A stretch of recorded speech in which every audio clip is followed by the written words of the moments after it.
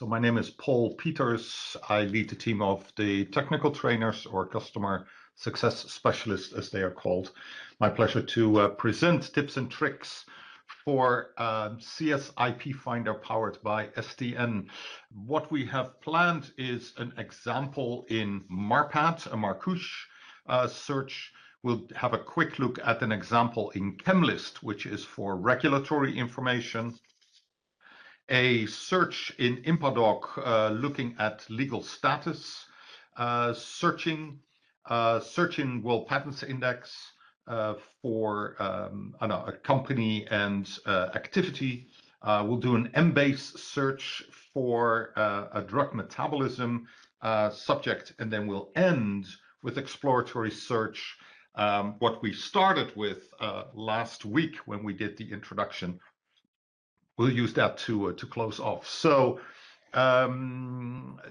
yes, my colleagues are very eager to get your questions. Mike Axton, Daryl French, and Rob Austin of my team are ready to take any questions. So please use the chat for that, and we'll try to answer the questions sort of during the particular examples. So we'll start with structure search to do a Markush search in our MARPAT database. I'm going to draw this from scratch, and it is not a super complex molecule.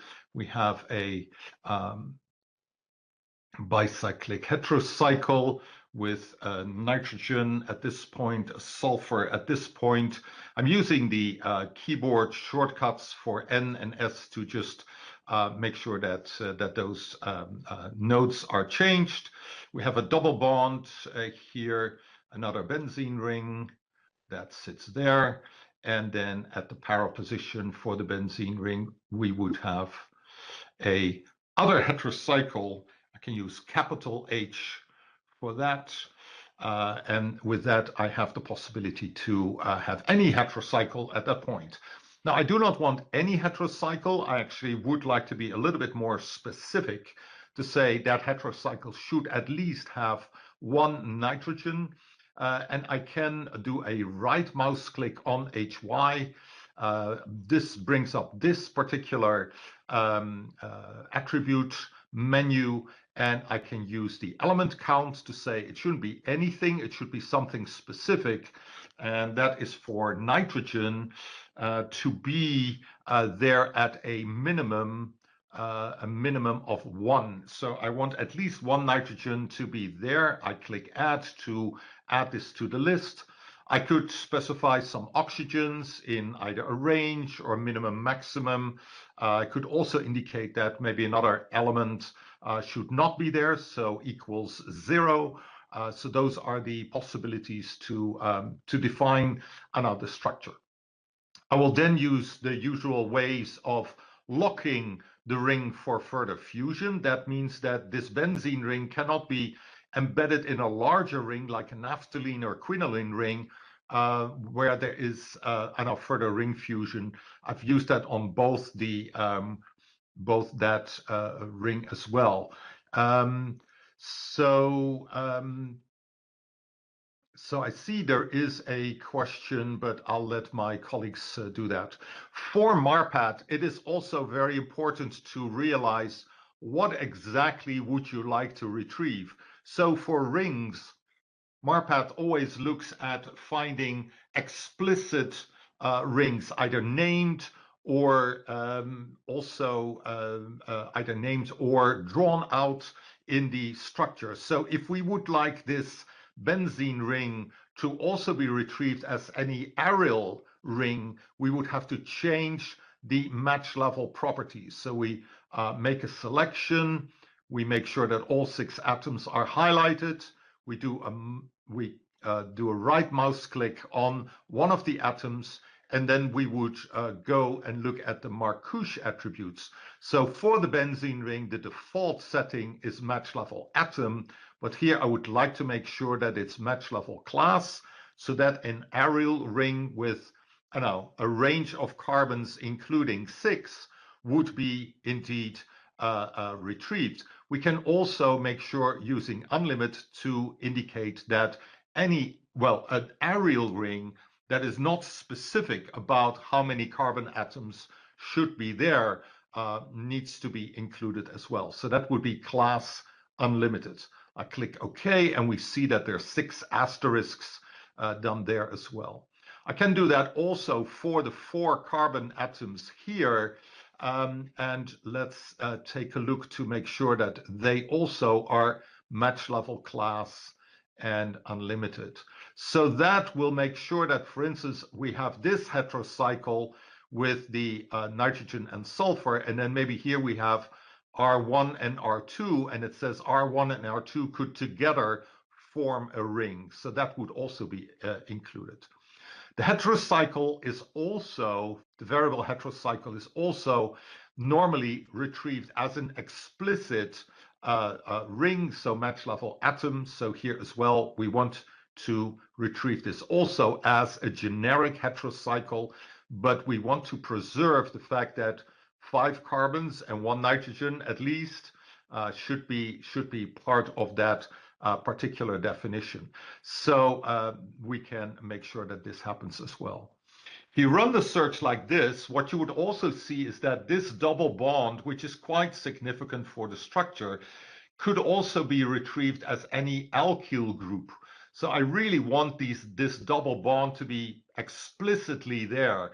And so I'm going to make this change there as well. And I'm going to change the default for the double bond from our class, what is the normal match level setting, so that it finds either the carbon-carbon double bond or an alkyl group there. I would like to really just make sure that this is searched only as explicit carbons and then that explicit double bond there as well. So we've made quite some changes in the match level for almost the entire structure here.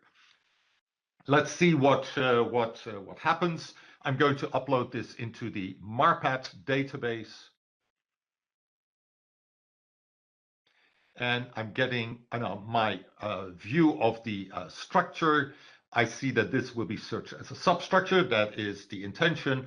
And it takes the default of sample. Now, I have not overly used repeating groups and a lot of R groups, so I feel that this is safe to run as a full search. In last week's webinar, we got some questions about the full file projections. So the full file projections are actually saved in your transcript. And even after you've done the sample search, you could take a quick look at your transcript here on the left-hand side to see what those full file projections would be if you are more comfortable doing a sample search. Let's run the full search here. Okay, so we see we have our structures. We see we have some variations here as well. The double bond is very explicitly there, and we have the heterocycle with at least 1 nitrogen. We have some more results with also substitution on that nitrogen, creating a charged version, etc. So we do have a number of results, 169. I am actually more interested in seeing where substances like this are described in patents or journal articles, well, patents, of course, here in MARPAT for neurodegenerate diseases, in particularly Parkinson's. So I'm going to move the MARPAT answers over to CAplus using get related documents. Do that for all documents, although in MARPAT there are only patents available, so we will only get the patent results. In MARPAT, we have a document-based answer set, so we see that those would result in 169 CAplus records, where we would now have the possibility to add keywords. That was not possible in MARPAT, but here we are able to add keywords from the basic index and even from the claims if we want. So I'll add this in the basic index, and I'll use brackets for neurodegenerate or Parkinson, and I use the left and right hand truncation to, for instance, also get are very important keyword, anti-Parkinson's agents, as one of the pharmacological activity control terms, and also used the truncation for neurodegenerate here as well. So when we make a combination of our Markush answers with the keywords, we get 11 results. And these 11 results are a very nice complement. When I earlier ran this search in Registry and then CAplus with the same keywords, I got 4 documents, and we see now we have 11 using the Markush structure. And if we would take off the result set of the exact substances, we would see we got 10 additional results in MARPAT, and we can already see preparation of 2 styryl benzothiazole derivatives. So that is definitely in the title a strong indication that these compounds are indeed covered, and that is very important. Okay, we are, and I see Claudia ask about proximity operators, also in normal keyword search. I will be discussing that later in the session, especially in the Embase example. I'll come back to that, Claudia, if you are fine with that. So there is a possibility, not yet in the menu structure, but on one command line that is possible. Let's have a look at another example. We're going to do a substance / keyword search in CHEMLIST, which is our database for regulatory information. So here in the overview, where I can select the database, I can look for chemical regulations. There is my CHEMLIST database. And in the basic index of this database, I can find basically the name fragments or the chemical names of these compounds. So I'm mainly interested in compounds that have a phosphine structure or name component, and then also have a fluor compound or moiety in there. So I'll make sort of a good tradition to always use brackets when I use multiple terms. In that way, I make sure at least that if I use a different field than the basic index, that it applies to the entire command here. So let's run the search. And we see we get 565 substances.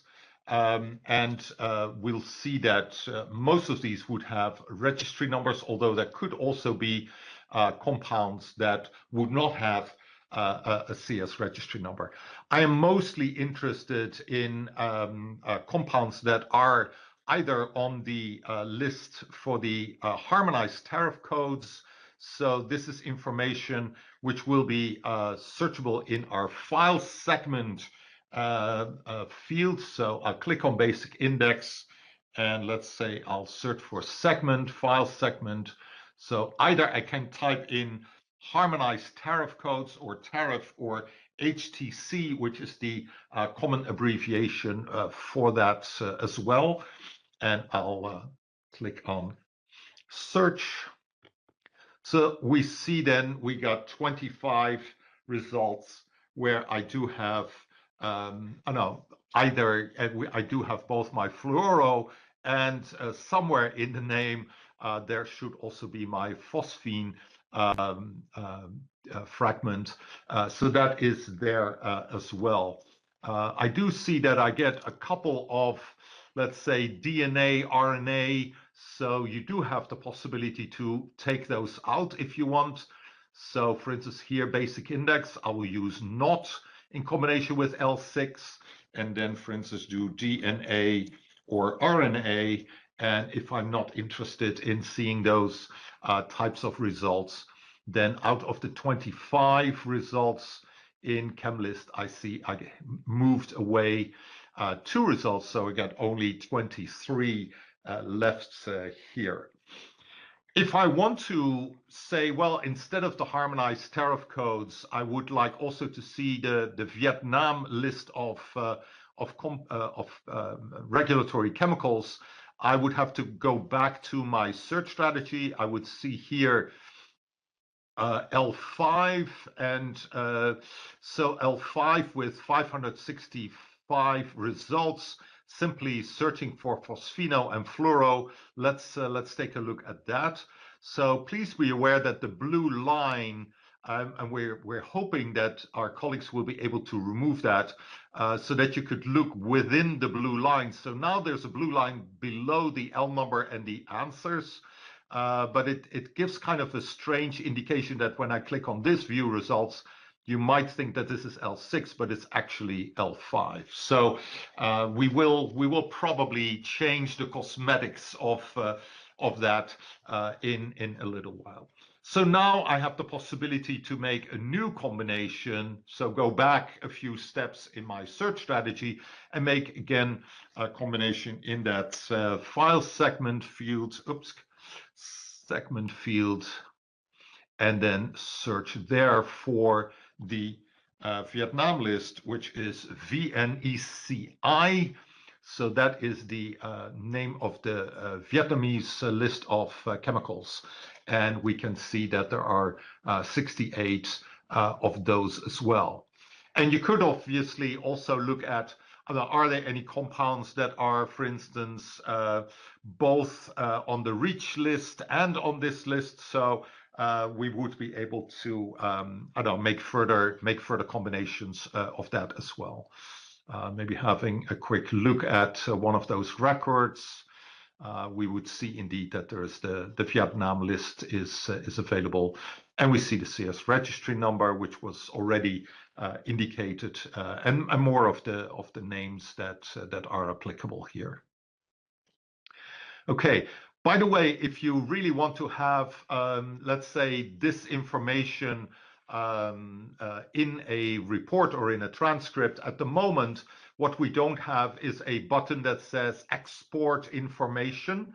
So if I'm really interested in these 68 results, I really, unfortunately, at this point, would have to go to the command line and basically say display, all the information of, all 68 results, and I would be able to just create kind of that transcript of all the records that I'm interested in, and I would then be able to go back to my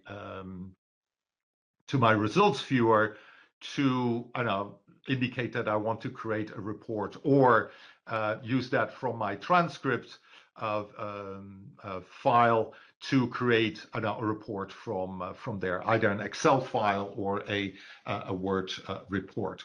So the displaying of all the information, I would say, would be best done at the moment at the command line until we have added the functionality to export all of the information. Okay, I'm going to move to the third example, which is our INPADOC example for legal status. So I'm going to look for patents, international, all databases, and there I have INPADOC-DB. I really want to use the individual file, not the family file, just to keep everything a little bit more tighter, so to say. And within this, I'm going to search for a company. So that is usually done by patent assignee. Let's have a look. Here's patent assignee. So here I'm going to look for Bristol Myers Squibb. So that is the company. I see Bristol Myers Squibb. Yeah, it looks like that is done correctly without typos this time. And there is also the ultimate owner field in INPADOC, so I do want to include that one as well, which means that I have to create a group. So click on add an additional field here, and then create a group between Bristol Myers Squibb as the patent assignee, or, and I can use the same expression here, Bristol Myers Squibb, but then in the ultimate owner. So we search for owner, and then find, and then change this, of course, in the or relation. And so here we have then a search that will search either Bristol Myers Squibb as the original patent assignee, or if BMS has acquired a patent from another company or a subsidiary, or something that is now in the portfolio of BMS, then that will be searched through the ultimate owner. You basically double the number of answers by also searching the ultimate owner in this case. This is a company that has been very active in the acquisitions area. So I'm interested in finding more recent patents from them, and that is looking at their publication year. So let me see, here is publication date, publication year, and here I'm looking for 2020 to 2026. So I'll just take all of those, add another field. I'm not going to group this now, and I'm actually interested in looking at the legal status category codes, the LSC2 field, which is very helpful. It breaks down all those legal status actions into groups, and there is one group which is very useful, which is ORE, and ORE is opposition, re-examination, and retractions, I think, as well. So in this way, I can look for, were there any oppositions, specifically oppositions against Bristol Myers Squibb's patents in the last 5+ years using INPADOC. Let's make sure we have all the operators correct. So we have or between patent assignee or ultimate owner. That group is combined with publication year, with and then also with legal status code category, ORE. So that looks like a perfect search strategy. Let's do that. So here we see that we have 256 results, and we can certainly take a closer look at that. What I also want to make sure of is that that these patents would have a status of no longer being alive. So I'm going to edit the search. I'm going to find the status indicator, legal status indicator. Here we have legal status indicator. Yeah, I think this is the this is the status indicator that I was interested in. And there we can either put in just a D for dead, or the word that would also be fine here. So let's make sure we answer that one. And it looks like there's already a little bit of an indication. 41 documents. I do see a Japanese title here, so that is interesting, and that, I know, maybe point me to having a closer look. What kind of patent countries do we have in these 41? So using the visualization tool, suggested chart, and top patent countries would give me a good overview of where did INPADOC have legal status data for oppositions in this particular case. So we do see we have a number of cases in the US, 5, Brazil somehow 13, very active. Then Japan is there as well with 16. It looks like South Korea with 2 and 4 for the EPO. And as you know, these are live links. So if we would pick on one of those, then we would automatically now refine to the 4 EP documents where we know that the status is dead, that there was an opposition mentioned in the legal status, and it is something that was owned by BMS. So we can have a look at the data here. So here we see probably an older version of Bristol-Myers Squibb, which is still the older name. And then here we see Bristol-Myers Squibb just in 2020. And then the updated record was here, an EP document. And the full legal status data would be available in the full record. But here we can, for instance, also go to the Federal Register or the Register to double check the individual member states status of this EP document. So that is quite helpful as well. Good. Mike has encouraged you to share your feedback in addition to your questions. That's an excellent comment to make. Our help desk is very happy to hear your feedback and your questions. So please keep that coming. Let's take another look at Bristol-Myers Squibb, since we picked that company to look into. But we're going to do that in World Patents Index, seeing if they have any particular patent where a tyrosine kinase was mentioned in the mechanism of action field of their enhanced abstract, and the application is then specifically for psoriasis. So we're going to also take a look at that database. I have WPIndex as one of my favorite files, so easy to select that. If you are a subscriber to World Patents Index, you would have access to either WPIDS or WPIX. So then you would automatically select those databases. Here again, we're going to search for Bristol-Myers Squibb again. I think I still have that in my copy-paste history. So instead of basic index, obviously, we're going to find the patent assignee. But there is also in this database a patent assignee code.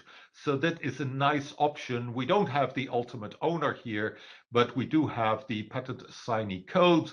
So we create again a group, combine that with OR, and then also use the patent assignee code for Bristol-Myers Squibb. And you would need to look up that code.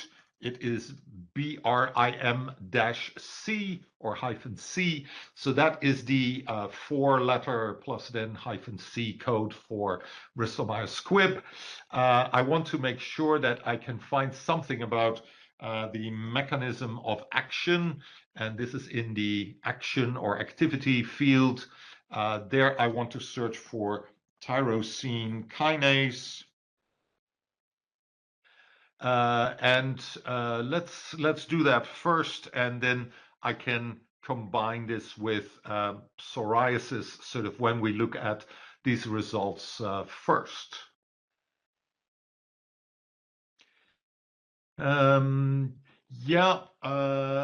Emanuela, if you do not subscribe to some databases, so if you have a more selective pricing plan with us that, for instance, doesn't include the World Patents Index, you can contact our help desk to see if there are ways for us to block access to that. Or you can just use it, carefully without, and maybe using the databases when you really need it.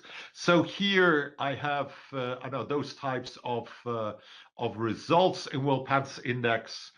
And usually what we can see is that indeed there is a separate part of the abstract used for mechanism of action. So there we see tyrosine kinase 2 or TYK2 that would provide sort of additional information on the mechanism of the drug that was patented here. There's not something specific for disease. We could look maybe for use. Here we see already in the first answer there's not psoriasis, but psoriatic arthritis. So that gives us a good idea where we should put the truncation symbol. So that would be very helpful as well. So we're going to do an edit of the search. I'm going to add an additional field here. I'm going to use the basic index, psoriasis or psoriatric. So I would need to already truncate after the A, and that should basically do that. And with this, we get 67 results out of this particular search here. And again, if I want to see those 67, I would have to go to the command line and also make sure that I then display this information more or less in full, so that that is captured in my transcript. So yeah. That looks all fine. I have the first view of the information that is there. I could also take a look at IPC codes, etc. So while you're here, there is certainly a possibility maybe to look at creating a custom chart where you would be able to have a look at different ways that you could set this up. So yeah, in that way, you could do maybe a pie chart of different activities. So it suggests different options here, and then words from that activity field can be looked at in kind of a top-down way. So that would be good. So here, indeed, we see that there is anti-arthritic, anti-psoriatic. So that means that we probably should also have truncated on the left-hand side of psoriasis. So yeah, that's helpful information to just review kind of what is in here, as you may not be familiar with all of those capabilities. So again, if you realize that, we can go into our history, go to our previous answer set. So that would be this one, which is the 124. So go back one step, edit the search, add a field, and then use question mark psoriatric or psoriasis or anti-psoriatric. So let's see, we got 67 the last time, and we see that we still get 67 this time as well. So the left-hand truncation in this case didn't add any additional results. It did add additional highlighting of the term where there is a little bit of a preface before the term psoriatic. So that is helpful to see those types of things here as well. Good. Let us have a look at Embase. Now we're in a biomedical environment, and we want to see how that would work as well. Yeah, Mike indicated, or Rob indicated, that there is an offline option to look up the patent assignee codes. Thank you very much, Rob, for that. And Mike also indicated that there's a possibility of expanding on a full name, the preferred name, with then the thesaurus function plus all in the PACO field to find sort of the corresponding PACO to a systematic name there as well. Here, thank you for those additions. We're going to have a look at Embase. Embase is also in my favorite files, but otherwise you would be able to find it in the bibliographic databases and even in all of them. So you would be able to have access to any of the databases on STN, and you could then add or remove them to your favorite list. So that would be helpful there as well. I've selected Embase, and I'm going to do a relatively straightforward search.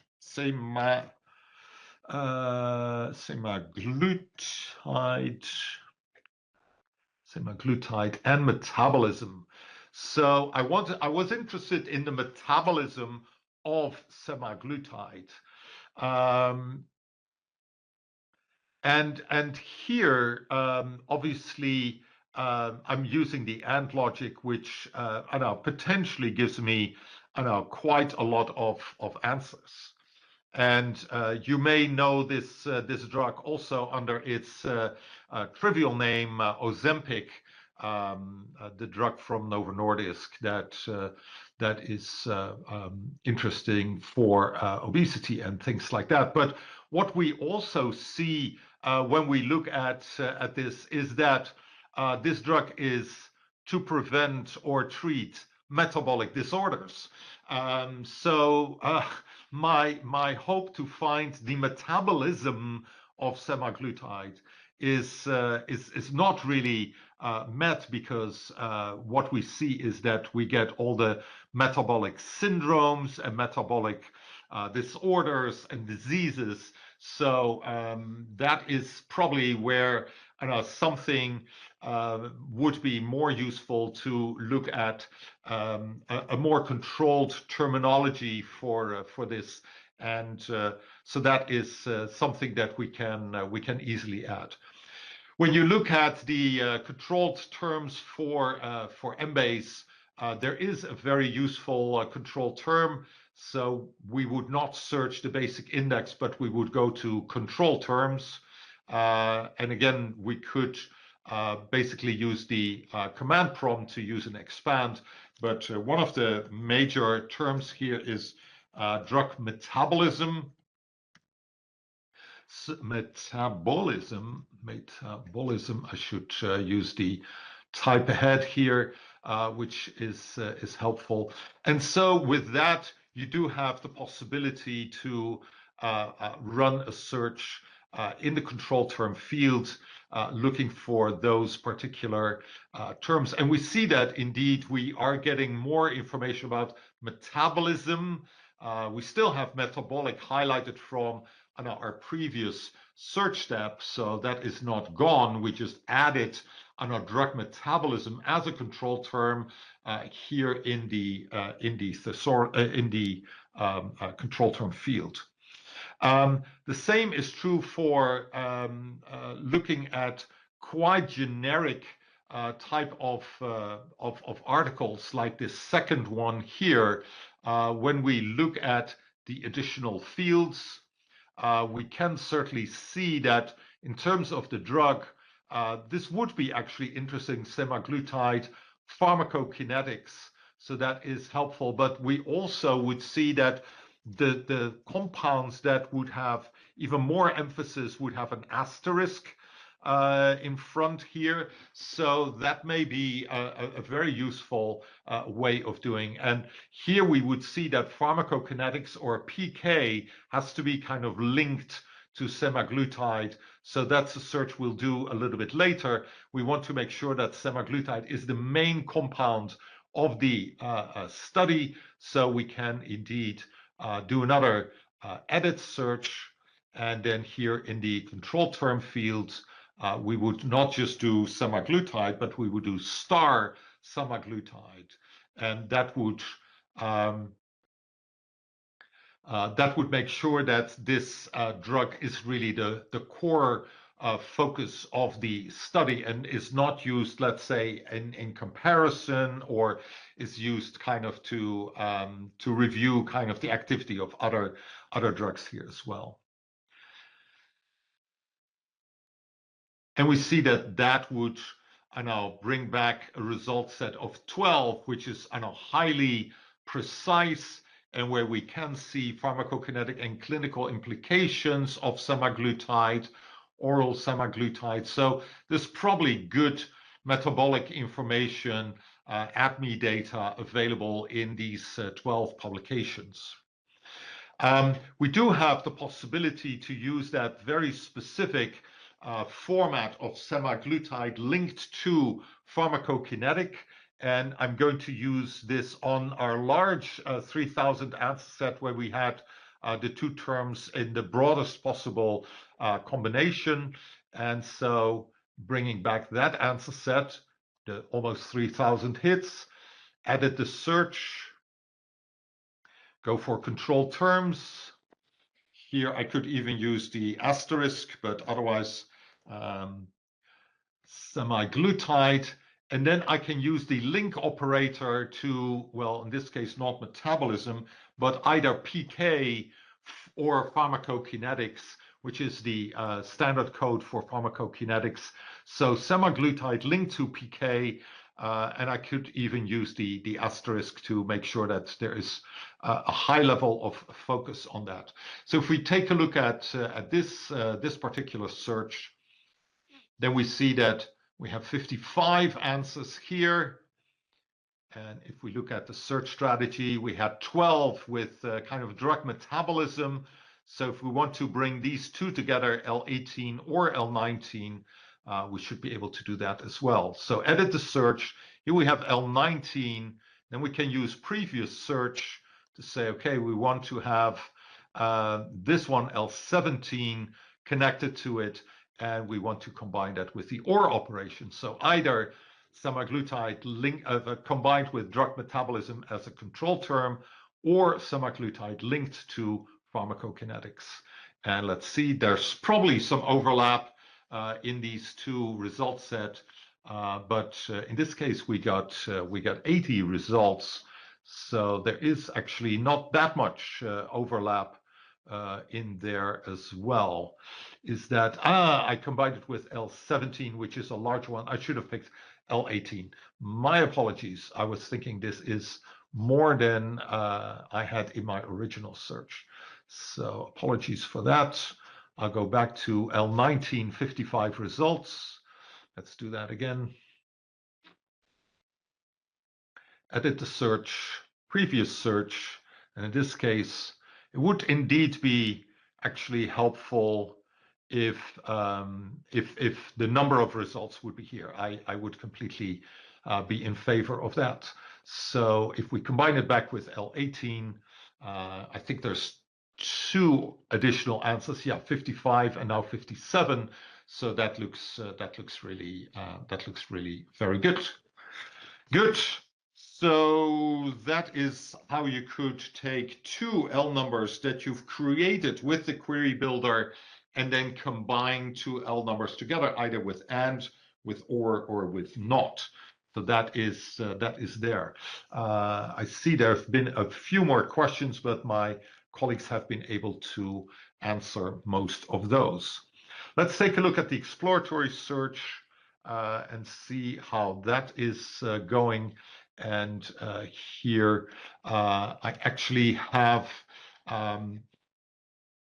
also a few other examples, but I will take the one that I looked at earlier. So here, add to the query. This is the text. It's about I know a bacterial infection, Streptococcus, this stereotype 3. Which is, I know, a bigger problem, and they're looking for pneumococcal conjugate vaccines to be developed for those. And so that is kind of the search strategy that we would like to take. This is actually not a text of a patent. It is actually the text of a journal article where published in Frontiers of Immunology very recently by authors from GSK.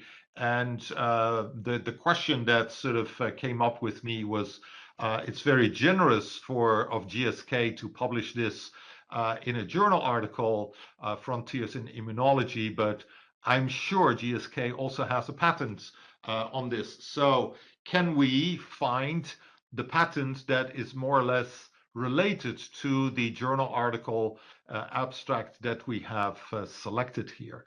So let's see how that would work. So we'll run this search. And by the way, if you have already run a search before, there is also a button. You can still see it here on the screen, view results. So you do not have to rerun the search. You can just go back to results that were previously retrieved. and that would be absolutely fine. It would bring those results back without you having to wait a minute or so for those results to be actively generated. So here we are, 86 patents, 62 non-patents that might have given us that particular journal article. But here we see indeed novel vaccine compositions that induce immune response by Glaxo Group or GlaxoSmithKline Biologics. And this looks like a patent that they have already quite some time, 2007.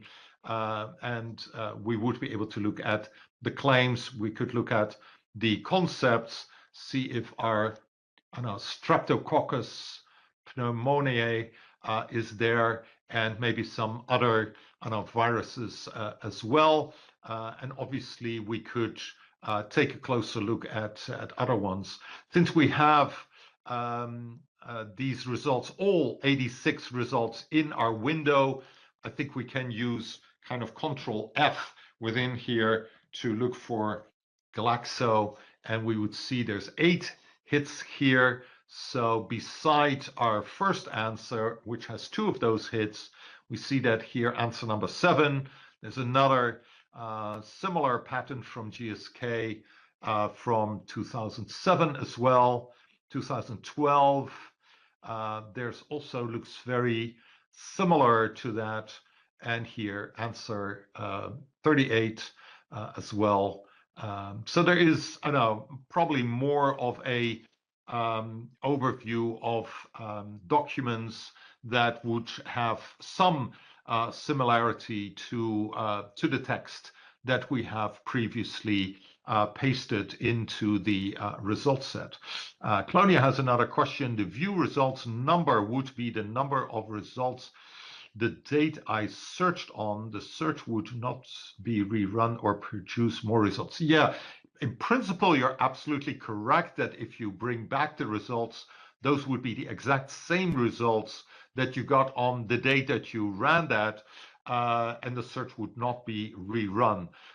If you rerun, if we have updated the algorithm, updated also the number of documents that were added to the database, then yes, you could take a closer look there as well.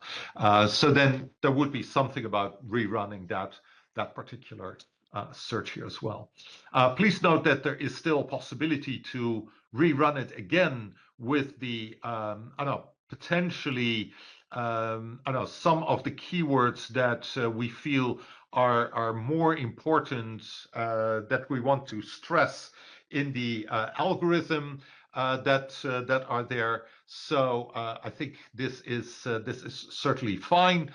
What you can also do is send this to the command line.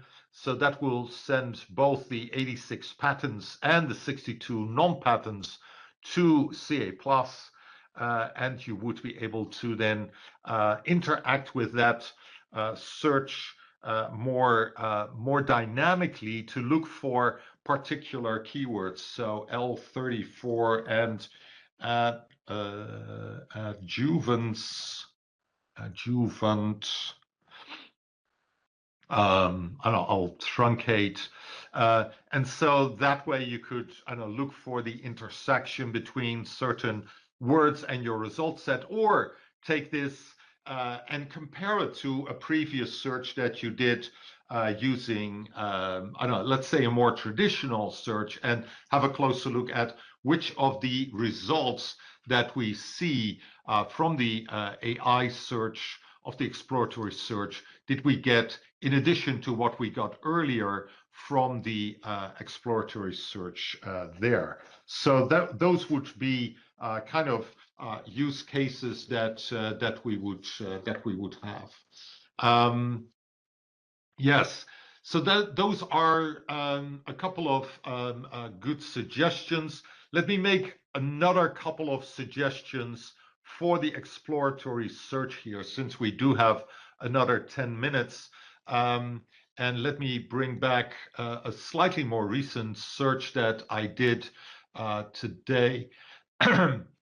So in this case, I took the claim text of a particular patent and I looked at the claims, and in that case, there was one of the claims was an extraordinary long list of polymers, and I found that that was not very helpful for the search. It would distract kind of the focus on the novelty of this particular patent. So if you have one of those large sums of, let's say, slightly, I don't know, less relevant terms, and I would include, for instance, a Markush definition. So where you see the text of, okay, R1 could be all of these substituents, and X could be all of those elements, etc.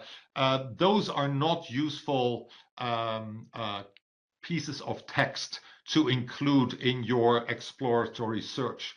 The same is probably true for, let's say, your biotech searches, where the majority of the text in the claims is referring to all the different sequence IDs. So just searching for seq ID 1 until seq ID 25 is not very helpful, because in other patents, seq ID 1 is a completely different entity from the one that is there. So make sure you take a good look at what is relevant text that is really focused on the novelty that I'm trying to search here, and you would certainly want to take a look what happened there. Claudia asked another very good question: how long do the results stay? I think it is a year or so. So here I still have my results back to October, but that's probably when this when this environment was made available to me. I may have, I know, older projects on other test servers, but I would say that probably you could expect this to be several months, if not maybe a year. So that is there. And like Mike Exton indicates in his answer, the query building history is more limited to your current session. So there is no option to bring that back. That is certainly on our wish list. But this is indeed not something that we will have. We will be adding more functionality to IP Finder powered by STN. We have already received some suggestions from our customers and also from our colleagues, so to say, who have tried some use cases and found a limitation here or there. So please keep that feedback coming at our help desk, and I'll contact your local CS IP account manager or customer success manager. That would be a good way to pass this feedback back as well. I'm going to kind of close, see if there are any additional questions. Rob provided some more help as a link, which is there, which you can also get directly in. I know what's new, that gets down to our information. You also have information about how to contact us, which is help@cs.org. And I also want to emphasize that this interaction, we mentioned this already during the initial introduction day, is a completely secure environment. This is not going to the outside world. This is something that is between you and our server, basically, similar to how you submit a structure query or other your alerts, etc. So this is not going outside. The text that you submit is not used to retrain the model. So all of that is in a very secure environment. I gave a presentation for a large patent office in Europe. I cannot say which one, but it was maybe the largest one, and with that one, they were saying that this was approved and that all the examiners were able to make use of the exploratory search. So if this is a good reference, then I don't feel confident that this is a secure environment. I do see there is another question. It's exploratory search. What is the exploratory search trained on? It is trained on the general language model that was used was established by taking the text of what you're looking for those terms that are rather specific. So there is a phrase that would basically say, if you look at a term like salt, then it's maybe something that doesn't occur a lot in my text, but it occurs a lot in the outside text. So it's looking for more unique terms. It has been trained on a number of queries that we got from the Brazilian patent offices, where we used existing patent numbers to then look for the claim text and the CAplus indexing information, and then how to retrieve good results in terms of novelty and also inventive step. That is what the algorithm is trained on. So here we do search your text also in the detailed descriptions of the SDN full text databases, and then look at which one of those would have a CAplus equivalent. Does the exploratory search look into the abstracts or the full text of documents over several databases? So for the patents, it's looking at the full text of those full text databases that we have on SDN. For non-patents, it's looking at CAplus and Medline, and then looks at can we find a CAplus equivalent for that document to show in the viewer there. So that is what is happening. So at the moment, we do not have the possibility to have access to full text of non-patent literature. As you know, that is a little bit more difficult. Good. I thank you very much for attending this webinar. We have later in February, we have also a webinar on CAS bioactivity.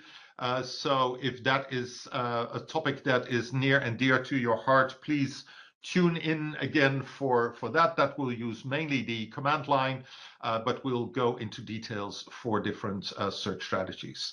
So until then, I wish you all the best. Bye.